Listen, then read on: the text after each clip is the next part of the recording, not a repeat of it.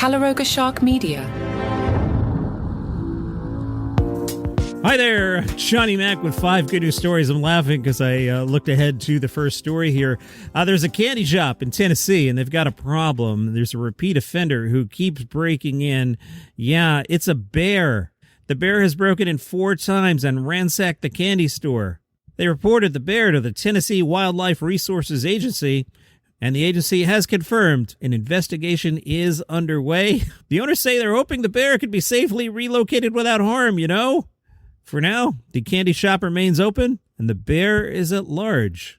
In Wales, they're trying to figure out what's going on. You see, hundreds of old shoes turned up during a beach cleanup. Volunteers with the Beach Academy discovered around 200 Victorian-style shoes and loose soles while working on a rock pool restoration project. Emma, the founder, said the shoes were clearly old-fashioned, featuring distinctive shapes and hobnails in the soles. After the discovery, local residents told volunteers, oh yeah, shoes like that have been showing up on the coast for years. There are 2 theories. One traces the shoes back to the shipwreck of the Frolic, a cargo vessel that ran aground in the 19th century while traveling from Italy. That kind of makes sense, even though it's been more than 5 minutes. According to that theory, the shoes sometimes show up because of erosion. The second theory suggests the shoes were dumped much later, possibly in the 1960s, when cobblers just were like, we're done with these, and threw them out. I like the first theory a little bit better.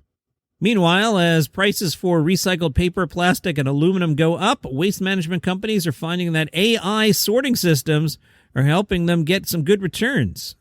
Republic Services has installed AI-powered robotic sorters in about 1/3 of their recycling facilities. Those AIs are trained on thousands of variations of common waste items, allowing them to make thousands of sorting decisions per minute based on quality, condition, and material composition. Using robot arms and bursts of air, the machines direct materials into the correct recycling streams at high speed. The chief technology officer said, there really is value in a lot of recyclables and garbage. The problem has been the cost of pulling those materials out. In Rome, they're really struggling with over-tourism. They keep trying to figure out how to keep the crowds down. Well, the Colosseum Archaeological Park is opening up virtual access to the House of Griffins. The House of Griffins is an elite Roman residence that has long been documented but never open to the public. The House of Griffins takes its name from a pair of white stucco griffins decorating an interior portico. The residence once belonged to a patrician during the Republican era, located on Palatine Hill. Been there. It's pretty cool up there. The structure was demolished and buried to make room for the palace of Emperor Domitian. However, burying all that preserved the site to a pretty good degree. The floor-to-ceiling frescoes and decorative elements survived largely intact. So what they decided to do, rather than open the site physically, park officials are introducing guided virtual tours. A guide equipped with a smartphone mounted on their head will walk through the underground rooms, providing live narration. Up to 12 visitors at a time will be able to watch the tour from nearby vestibule above the site. Inside, colorful mosaics cover the floors, frescoes line the walls. The deepest surviving chamber features green marble floor tiles and even mirrors.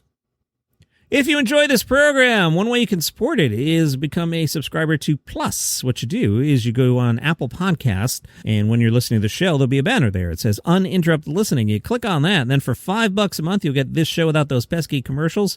And that same $5 also gets you commercial-free versions of Palace Intrigue and Daily Comedy News, which I host 7 days a week, and 5 daily trivia questions, and a bunch of other things on the channel. So that's a great way to do it. All right, John, why were you late for work this time? Well, you see, boss, I was there on Highway 151. It was like 6:15 in the morning, and this truck hit the guardrail, and it turned over and blocked the road and littered the road with kegs of beer.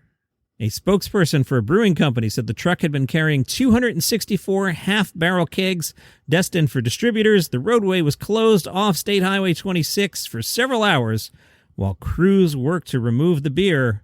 All the humans are okay. As for the beer, I'm not sure. Those are your 5 good news stories for today. Have an awesome day.